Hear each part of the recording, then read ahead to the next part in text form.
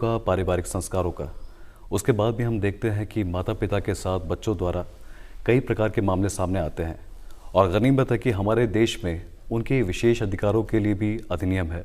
तो सबसे पहले मैं आपसे जानना चाहूँगा कि वरिष्ठ नागरिक अधिनियम की जब हम बात करते हैं तो ये क्या है और इसके अंतर्गत क्या क्या प्रावधान है?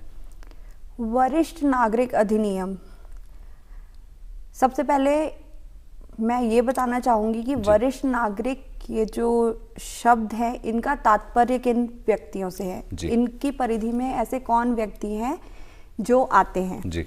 वरिष्ठ नागरिक अगर हम देखें, जनरली जो मेरा अपना पर्सनल एक्सपीरियंस है, जब मैंने लोगों से इंटरेक्ट किया है तो वो अपनी फिजिकल हेल्थ को लेके, कुछ जो 45 ईयर ओल्ड है, 50 ईयर ओल्ड है, वो भी अपने आप को कंसीडर करते हैं कि हम वरिष्ठ हो गए हैं। कुछ 80 ईयर ओल्ड हैं, वो मना करते हैं कि भाई अभी तो हम जवान हैं, ऐसी कोई दिक्कत नहीं है जी। हाँ। लेकिन एक हमारे कानून में इट इज़ क्लियरली मेंशन्ड कि किन को हम सीनियर सिटीजन्स कहते हैं जी। उनके लिए है जो 60 ईयर्स की एज के होते हैं, इर्रिस्पेक्टिव ऑफ जेंडर, चाहे वो मेल हो, फीमेल हो, इवन एनी अदर जी। अगर वो 60 साल से उनकी उम्र ज़्यादा है, वो कंसीडर होंगे एज सीनियर सिटीजन हमारे लॉ के तहत जी। जी। और उसके अंतर्गत जैसे हम बात कर रहे हैं कि भरण पोषण और कल्याण की बात हो रही है जी जी। वरिष्ठ नागरिकों के लिए और माता पिता के लिए, तो क्या है इसके अंदर प्रावधान? हमने एक्चुअली कानून बनने की एक वजह होती है जी हाँ। बहुत सारी वजह आई जिसके लिए अलग से ये इस वीकर सेक्शन के लिए कानून बनाए गए। बिल्कुल। वरिष्ठ नागरिकों के संग सबसे ज्यादा समस्याएं क्या आती हैं? सबसे पहले आती है वो फिजिकली वीक होते हैं। दूसरी जो समस्या आती है वो होती है इकोनॉमिकली वीक होते हैं। मेंटल डिसेबिलिटीज आती है, मीन्स याद ना रहना, भूल जाना। बिल्कुल। वो कहते हैं ना, हम देखते हैं अपने दादा दादी लोगों में जो होते हैं कि वो अभी कुछ कहेंगे, बाद में कहेंगे मैंने कब कहा था, भूल जाते हैं। एग्जैक्टली। तो ये natural, it happens with everyone. कल को मेरे साथ होगा, आपके साथ होगा। जब एक एज के बाद ये चीजें आती हैं जी। आइसोलेशन में चले जाते हैं, उनके साथ अब्यूज होता है, ठीक है, वो किसी से बात नहीं करना चाहते, इकोनॉमिकली बहुत वीक फील करते हैं, फाइनेंशियली इश्यूज होते हैं जी। इस तरह की सारी समस्याएं हम लोगों ने कैलकुलेट की, हमारी सरकार ने कैलकुलेट की कि इस वीकर सेक्शन, ये जो वीकर सेक्शन ऑफ सोसाइटी है वो इन समस्याओं से जूझता है जी। इररिस्पेक्टिव वो कैसे बैकग्राउंड से। हम यहाँ पर वो बात नहीं कर रहे हैं कि वो बहुत अच्छे घर के हैं, बहुत एजुकेटेड हैं, बहुत ही किस बैकग्राउंड के हैं, इट डजंट मैटर, लेकिन ये कॉमन ट्रेट्स आए जिससे वो जूझते हैं जी। इन चीजों को सेटल करने के लिए ये अधिनियम बने जी। सबसे ज्यादा वरिष्ठ जो नागरिक होता है हमारे घर में, जो बुजुर्ग होते हैं, वो सबसे ज्यादा डरते हैं कि उन्हें लोग छोड़ देते हैं। तो हमारे सामने ये बात आई कि हम उनको कैसे रिहेबिलिटेट कर सकते हैं। Rehabilitation not only in terms of क्या कहते हैं, जो घर, शेल्टर के तौर पे, not only in terms of that कि आपको घर दे दिया जी हाँ। ओल्ड एज होम भेज दिया, घर अपने आपके बच्चों को कह दिया कि आप अपने घर में रखो जी। ये सारी चीजें ही नहीं, emotional rehabilitation is must, financial rehabilitation is must. That's why ये जो कानून आया, जिसको हम एक लेमैन लैंग्वेज में सीनियर सिटीजन एक्ट कहते हैं जी। वैसे इसका पूरा जो आपने बताया कि माता पिता एवं वरिष्ठ नागरिकों के भरण पोषण एवं कल्याण बिल्कुल अधिनियम जी हाँ। यहाँ पे भरण पोषण तो है ही, साथ में कल्याण भी होना है जी हाँ। इसका मेन ऑब्जेक्टिव था टू इनेक्ट दिस एक्ट। सिर्फ एक ऑब्जेक्टिव था कि वरिष्ठ नागरिकों को नॉर्मल लाइफ जीने के लिए जो जो एफर्ट चाहिए वो इस एक्ट के तहत दिलाए जा सके। बिल्कुल मैम। जो उनके एक normal life, and normal life उनके बैकग्राउंड से रिलेटेड है जी हाँ। मीन्स वो पहले से कैसे लीड करते आ रहे हैं, तो उस लेवल का स्टैंडर्ड ऑफ लिविंग उनका हमें मेंटेन रखना है। अच्छा जी। और यह जिम्मेदारी उनके बच्चों की बनती है उनके प्रति? बिल्कुल बनती है। इसमें जो हैं, जैसे मैंने सीनियर सिटीजन्स में बताया, तो वो एज ग्रुप पता चल गया कि 60 above considered as senior citizen.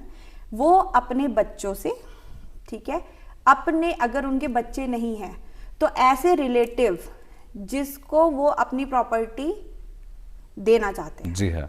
ठीक है ना। For example if I am 70 year old और मेरे बच्चे नहीं है, मुझे लगता है मुझे वो प्रॉपर्टी, मेरी जो भी प्रॉपर्टी है मैं अपने भतीजे को देना चाहती हूँ, तो इस कॉन्टेक्स्ट में मेरा वो भतीजा जी हाँ। या कोई ऐसा इमीडिएट रिलेटिव जो लीगली इंटाइटल होगा आफ्टर माय डेथ उस प्रॉपर्टी के लिए। जी मैम। इन पे ड्यूटी इम्पोज है कि वो इस अधिनियम के तहत इनसे क्लेम किया जा सकता है। ओके जी। तो इसके अंतर्गत ये बात जहाँ तक आपने बताई है कि मूलभूत अगर भरण पोषण की हम बात करते हैं तो उसमें देखा जाए तो रोटी, कपड़ा, मकान व चिकित्सा सुविधा जिसकी आप बात कर रहे हैं, जी, जी, जी। बच्चों की जिम्मेदारी बनती है अपने अभिभावकों, अपने माता पिता के प्रति कि वो इस प्रकार की सुविधाएं उनको इस उम्र में भी मुहैया कराएं। इसके अलावा लेकिन मैम जब बात आती है कि उनके साथ जैसा आपने बताया विभिन्न प्रकार की प्रताड़नाओं से उनको गुजरना पड़ता है, जो कि शारीरिक तौर पे भी हो सकती है, मानसिक तौर पे हो सकती है, और यह जो अधिनियम है उनको इसके प्रति क्या करता है, सुरक्षित करता है। तो इसके प्रति अगर कोई माँ बाप या अभिभावक परेशान है अपने बच्चों से, तो वो किस प्रकार से कानूनी प्रक्रिया को आगे बढ़ा सकते हैं? मैं अपने जो दर्शकों हैं उनको कुछ चीज़ बहुत अच्छे से समझाना चाहती हूँ कि एक किसी भी परिवार में जो बुजुर्ग है, जो 60 साल से अधिक के एज के हैं जी, उनकी मैंने समस्याएं बता दी कि वो किन किन समस्याओं से गुजर सकते हैं। बिल्कुल। वो सबसे पहले अपने समस्त बच्चों से भरण पोषण ले सकते हैं। समस्त बच्चों का मतलब है लड़की हो या लड़का, इसमें यहाँ कहीं नहीं लिखा है कि सन। एंड नया जो अमेंडमेंट आया उसके तहत और लॉ के तहत बहू एंड दामाद also they are now included. Okay. तो ऐसा नहीं है कि सिर्फ बेटा बेटी से लेना है, it is going far away, means बहू दामाद जो भी है उनसे भी लेना है, प्लस उनसे क्लेम कर सकते हैं। मतलब अगर हम मेंटेनेंस की बात करें, मेंटेनेंस से मेन तात्पर्य जो हमारा होता है वो होता है कि इकोनॉमिकल, मीन्स इसमें है अप टू 10,000 तक कोर्ट बांध सकती है। जी है। जहाँ जो ट्रिब्यूनल है, ट्रिब्यूनल जिसके आगे ये मैटर्स चलते हैं, वो ट्रिब्यूनल 10,000 तक की मेंटेनेंस बांध सकती है बच्चों से कि भाई आप इनको पर मंथ दे। और जगह है विद इन 30 डेज का नियम होता है, स्पेशली सीनियर सिटीजन एक्ट में मेंशन कर रखा है कि विद इन 15 डेज वो मेंटेनेंस देनी होगी। 15 दिन के अंतर्गत विद इन 15 डेज। अगर मेरे फादर मदर ने मुझसे मेंटेनेंस क्लेम की है, कोर्ट ने बोला है कि यस आप 10,000 रुपीज अपने पेरेंट्स को हर मंथ देंगे, तो मुझे विद इन 15 डेज कंप्लायंस करनी होगी। ये तो हो गया आपका इन टर्म्स ऑफ मनी। जी हाँ मैम। अब आ गया आपकी प्रॉपर्टी से रिलेटेड। जी। इस एक्ट की सबसे अच्छी खूबसूरती ये है कि जब हम सीनियर सिटीजन जो होते थे ना, हम सबसे पहले लोग सेव करते थे, विल कर देते थे। जी हाँ बिल्कुल। ट्रांसफर कर देते थे बाय गिफ्ट। बिल्कुल। ठीक है ना जी। मेरे मम्मी पापा ने मुझे बाय ट्रांसफर किया, भाई मैं हाँ आपको फ्लैट देता हूँ, बदले में ऑब्वियसली मैं उनकी केयर करूंगी। जी हाँ। अब मैंने जब तक मेरे मम्मी पापा ने फ्लैट देने तक बात की थी तब तक तो मैंने खूब केयर की जी। खाना खिलाया, घुमाने ले गए, सब कुछ। लेकिन जैसे ही उन्होंने मुझे फ्लैट दे दिया उसके बाद फोन नहीं उठा रही हूँ, बिल्कुल मिलने नहीं जा रही हूँ। जी हाँ। सी देयर इज अ चेंज, क्योंकि अब क्या हुआ ना, बाय गिफ्ट नाम पे आ गया सब कुछ। बिल्कुल। This is the beauty of the senior citizen act कि वो विल हो, गिफ्ट हो, सब कुछ रिवर्ट हो जाएगा। यानी कि अगर मेरे पेरेंट्स, मैं आपको यही एग्जांपल कि अगर वसीयत भी कर दी है जी हाँ। और उसके बाद बच्चे ख्याल नहीं रखते हैं, जी। सिर्फ एक एप्लीकेशन लगानी है इस अधिनियम के तहत। अच्छा। कि अब मेरे बच्चे ख्याल नहीं रख रहे हैं या ये है, मुझे अपनी प्रॉपर्टी वापस चाहिए जी। वो सारा विल कैंसिल हो जाएगी, वो गिफ्ट डीड कैंसिल हो जाएगी जिसके तहत वो प्रॉपर्टी दी गई है। और जो ऐसे आप बात कर रहे हैं कि इन सब के लिए कानूनी प्रक्रिया के लिए आपने जैसे बताया, आपने कोर्ट की बात की, तो इसके लिए क्या कोई एक खास कोर्ट होती है, सिविल कोर्ट या फिर ट्रिब्यूनल कोर्ट जिनकी आप बात कर रहे हैं? एक्चुअली ये जो मैटर है ये सिविल कोर्ट नहीं देखती है। जी हाँ। इसके लिए अलग से एक ट्रिब्यूनल बनाया गया है।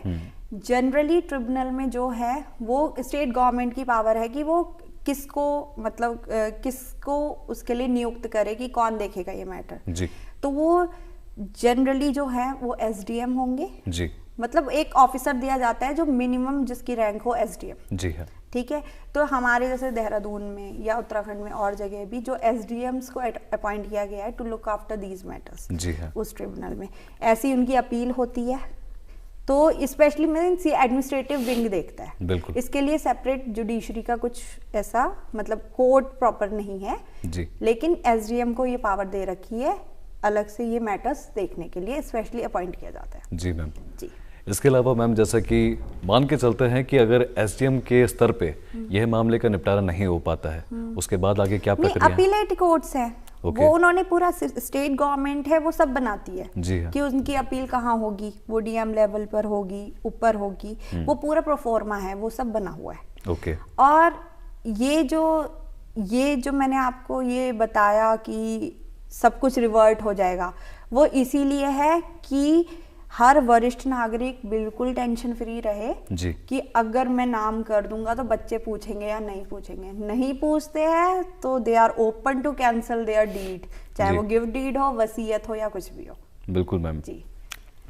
इसके अलावा मैम जहाँ तक हम बात कर रहे थे कि बेटे और बेटी की तो जिम्मेदारी बनती है, साथ में अगर उनके बेटा बेटी ना हो, पोता पोती है, क्या जी। उसके बाद भी उस तरह से हाँ होता है? सी पहले इमीडिएट इसमें जो किन से वो लोग मेंटेनेंस क्लेम कर सकते हैं, मैं हाँ। वो पात्रों के नाम बताती हूँ। जैसे उनके बच्चे हुए, फॉर एग्जांपल अगर बच्चे नहीं हैं, पोता पोती, पोता पोती या फिर कोई ऐसा इमीडिएट रिलेटिव जिसका लीगल हक बनता है जी, अगर वो भी नहीं है, सपोज वो किसी एक ऐसे व्यक्ति को चूज करते हैं कि मुझे इनको देना है, तो वो व्यक्ति, जी हाँ, तो इस तरीके से उनसे हम क्लेम मतलब उन लोगों से वो क्लेम कर सकते हैं मैम। हाँ जी।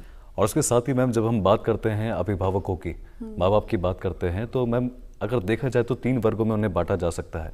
पहले तो हो गए मैम जो प्राकृतिक तौर पे माँ बाप हैं, बायोलॉजिकल पेरेंट्स। बिल्कुल बिल्कुल। दूसरे वह जिन्होंने सर मैम अडॉप्ट किया है बच्चों को, और तीसरे वह जो कि स्टेप पेरेंट्स कहलाते हैं। एग्जैक्ट, ये सब ये बिल्कुल आपने सही बताया, ये सारे उस कैटेगरी में आते हैं जो क्लेम कर सकते हैं। यानी कि सब प्रकार के वर्ष की they should be legally connected with the concern person. जी हाँ। अब मैं यहीं पर अगर हम आम भाषा में बोल देती हूँ कि सपोज अगर मेरे बेटा बेटी नहीं है और मुझे लगता है कि मेरा नेक्स्ट हकदार जो होगा वो मेरा भतीजा होगा, तो मैं उस भतीजे की बुआ हुई, जी हाँ, या मैं मौसी हुई जी, तो वो देखिए मैं भले ही उनकी इमीडिएट पेरेंट नहीं हूँ, बिल्कुल, मैं डिस्टेंटली रिलेटिव हूँ थोड़ी, लेकिन कनेक्शन वही है क्योंकि यहाँ पर वही इंटरडिपेंडेंस है एक दूसरे की। बिल्कुल मैम। वो उनको अगर मेरी प्रॉपर्टी उन पर जाती है तो यस उनकी ड्यूटी है कि वो मेरा ख्याल रखें, उनकी जिम्मेदारी है कि आपका ख्याल रखना पड़ेगा। Exactly, it's all about duty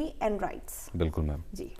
इसके अलावा मैम जानना चाहेंगे कि इस अधिनियम के अंतर्गत अभी हम तो बात कर रहे हैं कि किन की जिम्मेदारी है, बच्चों की जिम्मेदारी है माता पिता के प्रति, लेकिन अगर ऐसी स्थिति में जबकि याचिका भी दायर हो चुकी है और जो बच्चे हैं वो घोषित भी हो चुके हैं कि इन्होंने माँ बाप के साथ जो कृत्य किए थे वह सही नहीं थे, तो ऐसे में सजा का क्या प्रावधान है इस अधिनियम के तहत? एग्जैक्टली, जो सजा का है पहले 3 मंथ्स तक का था और पहले 1 मंथ का भी था, अब 3 मंथ्स तक का कर दिया है।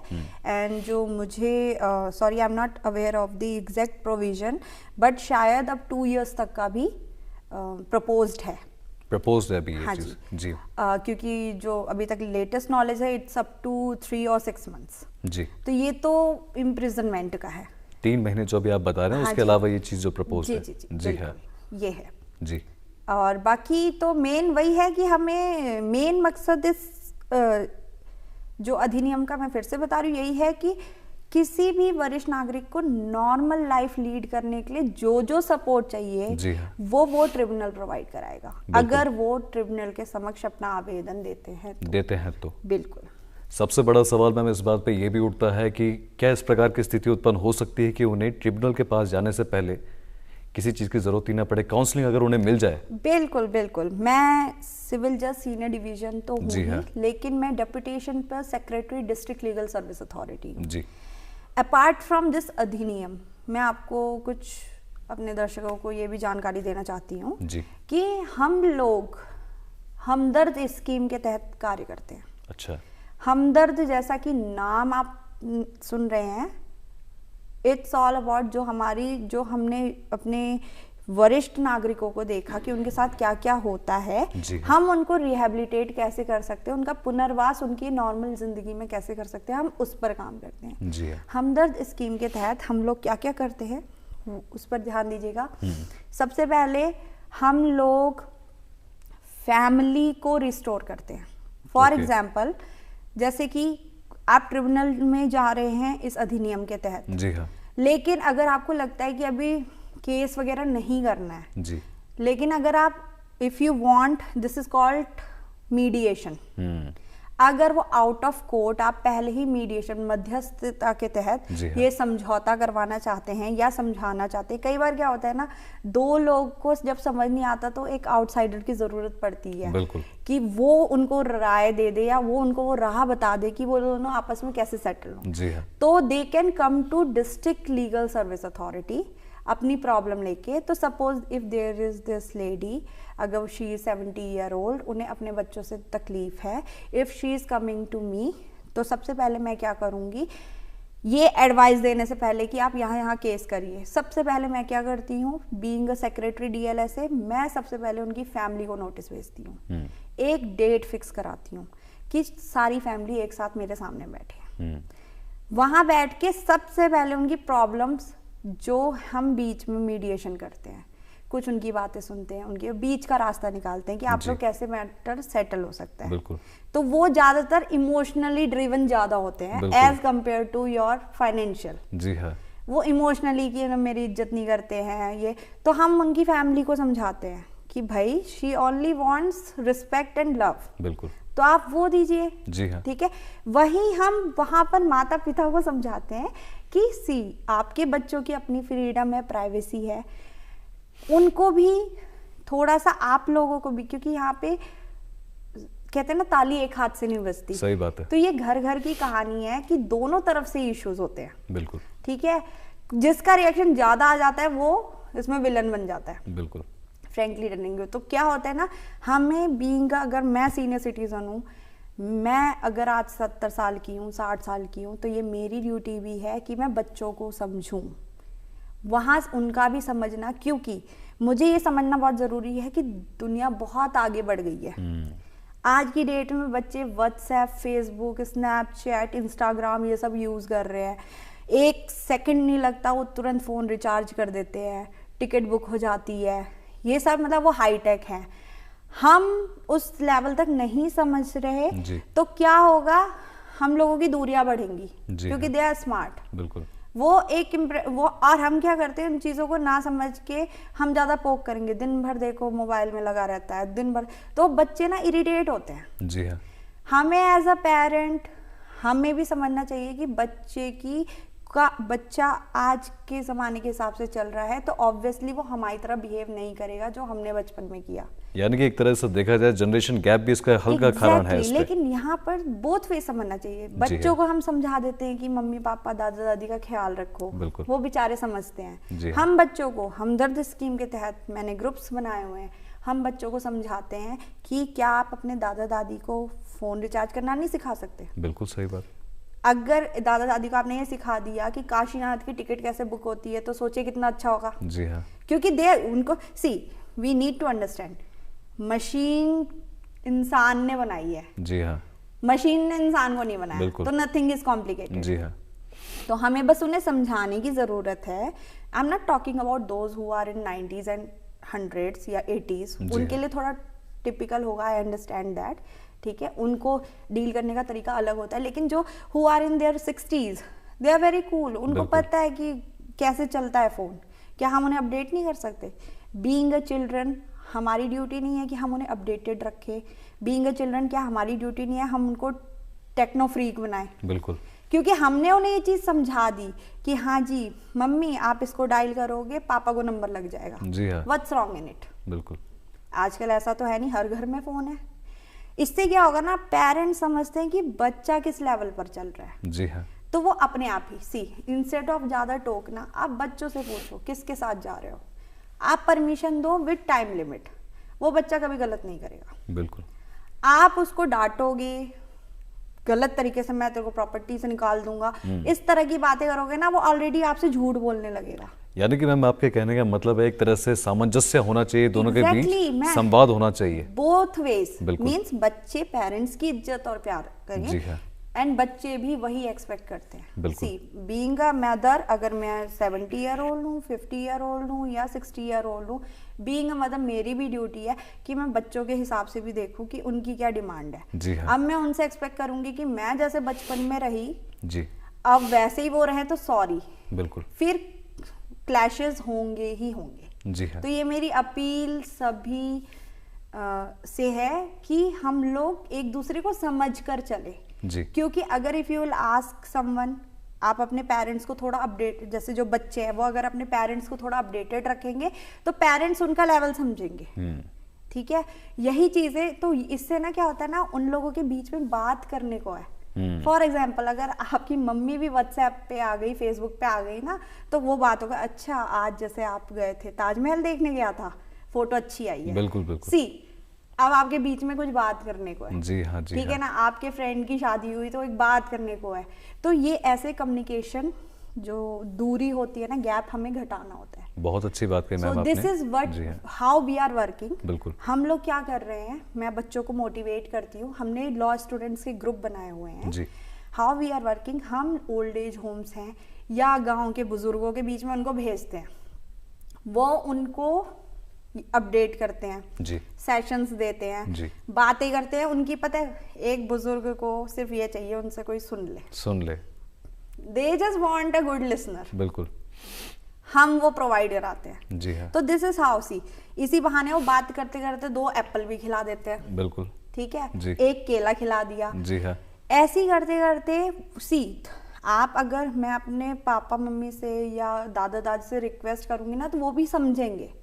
अगर मैं कभी रिक्वेस्ट ही नहीं करूंगी तो वो कभी मुझे समझेंगे नहीं। बिल्कुल मैम। तो this is how we are rehabilitating emotionally. जी हाँ। अब उन बुजुर्गों को एक आस है कि हाँ आज सैटरडे हो गया, अब अगले सैटरडे को भी कोई आएगा मिलने। जी हाँ। तो इस तरीके से हम उन्हें इमोशनली, सोशली, हम लोग फाइनेंशियली कैसे डील करते हैं, हम बुजुर्गों को बताते हैं कि आपका फ्री मेडिकल कहाँ होगा, हम कैंपेन लगाते हैं चिकित्सा सुविधाओं के बारे में भी। जी क्योंकि हाँ। ज्यादातर वो उसी से जूझते हैं। उसी से जूझते हैं, ठीक है ना, सही बात। हम लोग जैसे जो बेस्ट पॉसिबल गवर्नमेंट की तरफ से उनको अवेलेबल है, हम उनको जैसे हम टारगेट करते हैं कि किसी इलाके में कितने बुजुर्ग हैं, हम लोग with the help of my paralegal volunteers, मैं उन एरिया के बुजुर्गों को टारगेट करती हूँ, उनसे वो लोग बात करते हैं, जिनके कार्ड्स नहीं बने हम वो बनवाते हैं। जैसे आधार कार्ड हो गया, आयुष्मान कार्ड हो गया, आपका पेंशन लगानी है, ये सारी सुविधा हम मीन्स उनको डिपार्टमेंट तक आने की जरूरत नहीं है, डिपार्टमेंट उनके पास जाएगा। ये सब आप कह रहे हैं आपकी हमदर्द स्कीम के अंतर्गत? हमदर्द स्कीम के तहत डिस्ट्रिक्ट लीगल सर्विस अथॉरिटी करता है। Okay, और ma'am. हम लोग बहुत अच्छे लेवल पे कर रहे हैं। We have covered more than 400 citizens और बहुतों को हमने मदद किया और हम डे बाय डे कर रहे हैं ये चीज़। जी मैम। जी। यानी कि मैम आपकी बात से पता चलता है कि कोर्ट में मामला जाए इससे पहले अगर काउंसलिंग हो हाँ जी। तो मामला बहुत अच्छी तरीके से सुलझाया जा सकता है। एग्जैक्टली हमदर्द स्कीम के तहत हम यही तो करते हैं कि काउंसलिंग कर दी, काउंसलिंग में ही actually out of 10 9 matters counselling में सॉर्ट आउट हो जाते हैं। काउंसलिंग में हो क्योंकि जाता है। मेन इशू होता है कम्युनिकेशन गैप बिल्कुल। Between the family members. बात करने से बात बनती है। क्या हम घर में डेली साथ खाना नहीं खा सकते? What's wrong in it? जी मैम। हम 8 बजे अगर साथ में डिनर करें तो दिन भर की 2 बातें होंगी। अब सब अपने अपने कमरे में पहुंच जाएंगे, फोन पे लगे रहेंगे तो डेफिनेटली जी हाँ। वो दूरी बढ़ेगी ही बढ़ेगी। बिल्कुल। पिताजी को नहीं पता कि बच्चे की लाइफ में क्या चल रहा है, बच्चे को नहीं पता कि मम्मी पापा क्या कर रहे हैं। तो ये जो कम्युनिकेशन गैप होता है यही आगे जाके ये सारे सिचुएशंस क्रिएट करता है कि लोगों में प्यार नहीं रहता, फिर इस तरह की समस्याएं आती है, प्रॉपर्टी के विवाद और ये सारी चीजें। बिल्कुल। तो let's communicate with each other. एक ही लाइफ है, खुश मिजाज होके जिए। व्हाट्स रॉन्ग जी इन इट? पापा से पूछ के जाएंगे, अगर मैं रिक्वेस्ट करूंगी, अगर आपका बच्चा बोलता है मुझे गोवा जाना है, बिल्कुल। What's wrong in it? Permission दीजिए विद लिमिटेशन। अपनी शर्तें रख दीजिए कि बेटा आप जाओगे, आप सबकी लिस्ट दोगे किसके साथ जा रहे हो, क्या क्या खर्चा है मुझे बताओगे। वो बच्चा कभी गलत करेगा ही नहीं, वो बल्कि 4 को और बताएगा कि नहीं भाई कुछ गलत नहीं करना है, परमिशन मिल रही है बट ये करेंगे, जाने को मिल तो रहा है कम से कम। यानी कि उनको ये एहसास होगा माँ बाप की तरफ से हम पे भरोसा है तो उस बात के लिए। तो इट्स ऑल अबाउट कम्युनिकेशन। हमें हाँ। ये चीज समझनी है और इतनी ब्यूटीफुल फैमिली होगी जहाँ ये माहौल होगा। मैम ये तो आपने बताया कि पारिवारिक स्तर पे अभिभावक या माँ बाप के द्वारा क्या क्या कदम उठाए जा सकते जी, हैं बिल्कुल। ताकि भविष्य में सुनिश्चित किया जा सके कि इस प्रकार के अधिनियम की सहायता लेने की जरूरत ना पड़े। जी जी बिल्कुल। लेकिन इसके साथ ही मैम हम जैसे बात कर रहे हैं कि इस प्रकार की स्थितियां कई परिवारों में उत्पन्न हो भी जाती हैं, तो इनको जितने हमारे लोग हैं वरिष्ठ नागरिक, उन्हें जागरूक होने की बहुत आवश्यकता है। हाँ जी बिल्कुल। किस प्रकार से इन अधिनियम के बारे में उन्हें पता चल पाएगा? हम लोग कैंपेन्स लगाते हैं। जी हाँ। हम लोग जगह जगह जाकर, मैं दूर चक्राता, त्यूनी, अगर मैं देहरादून की बात करूं, जी। हम लोग हर जगह कैंपेन्स लगाते हैं, वहाँ पर कैंप ऑर्गेनाइज करते हैं। मेरे paralegal volunteers camp organise करते हैं। जी। तो आप लोगों से रिक्वेस्ट है कि जहाँ विधिक साक्षरता शिविर लगे वहाँ आप लोग जाइए, वहाँ यही सब बताया जाता है। हम लोगों ने एक परिवार के हर व्यक्ति से रिलेटेड सारी बातें उस कैंप में बताते हैं। जैसे एक परिवार में होता है सबसे छोटा बच्चा, तो बच्चों के क्या अधिकार हैं, उनकी क्या ड्यूटीज है वो बताते हैं। जी हाँ। घर की महिलाओं के अधिकार, उनकी ड्यूटीज के बारे में बताते हैं। सब कुछ रिलेटेड टू लॉ ओनली। जी हाँ। कोई मोरल बात नहीं। Moral obviously every law is related to morality, जी हाँ। No doubt. लेकिन कैसे हम बुजुर्गों को क्या क्या मदद, उनके क्या अधिकार है, उनकी क्या ड्यूटीज है, ये कैंपेन्स के जरिए हम कानूनी जानकारी देते हैं। तो आप सबसे निवेदन है कि आप लोग वहाँ पर ज़रूर अटेंड करें वो शिविर। उसके अलावा आप लोग जिला विधिक सेवा प्राधिकरण में, मैं खुद हूँ, कोई सचिव जो भी हैं वो खुद बैठे होते हैं। जी हाँ। सुप्रीम कोर्ट ने स्पेशली एक सीनियर सिविल जज दे रखा है। जी। हर हाई कोर्ट को डायरेक्शन है कि वो ये काम देखेंगे। It is written in law. जी हाँ। तो सोचिए, आपके लिए स्पेशली हम सब कोर्ट छोड़कर ये आप लोगों की सेवा कर रहे हैं, तो हमसे अच्छी, मतलब हमें सिर्फ ये उम्मीद है कि आप हम लोग को सुन लें और उस चीज़ को फॉलो करें।